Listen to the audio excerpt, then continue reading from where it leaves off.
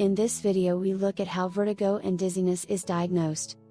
In a moment I'm going to show you a new way to diagnose these conditions at home.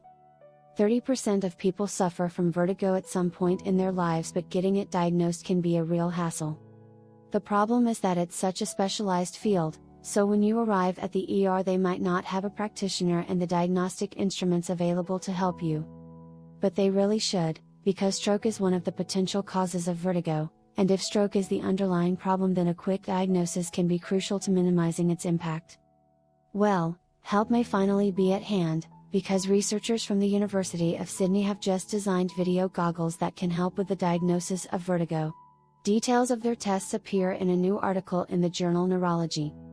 They recruited 113 people who had already had the cause of their vertigo diagnosed using traditional in-clinic diagnostic procedures. They were then taught how to use the goggles to record their eye movements during vertigo episodes. The scientists hoped to use the recordings to diagnose the cause of vertigo. 43 of the volunteers suffered from Meniere's disease, an inner ear disorder that causes dizziness, tinnitus, a feeling of fullness, pain, and sometimes hearing loss. The goggles did help the researchers to diagnose this disease accurately, which is great news because this normally requires things like scans that can only be done in a clinical setting. 40 of the 43 subjects with Meniere's disease showed specific eye movements that helped them make the right diagnosis in up to 95% of cases, and people without it could be correctly ruled out in 95% of cases. 67 of the subjects suffered from vestibular migraine, a condition that causes vertigo but doesn't always include headaches.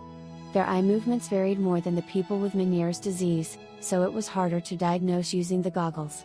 Still, some movements were clearly related to vestibular migraine, so diagnosis was possible. 7 of the subjects suffered from benign paroxysmal positional vertigo, BPPV, a condition where your head movements trigger your vertigo attacks. Scientists identified one eye movement that told them with 100% accuracy which people had BPPV and with 77% accuracy which ones did not. This is great news, because it could mean that even when neurologists and otolaryngologists aren't available in an emergency room, video footage from the goggles could be sent to remote specialists so they can make a diagnosis. Another great thing about these goggles is they're portable. Vertigo sufferers don't often have attacks in clinics. They're more likely to have them when they're just going about their day, so having the goggles means they can record their attacks when they do occur. If you like this video, please give this video a thumbs up, hit that subscribe button, and press the bell for notifications for future content.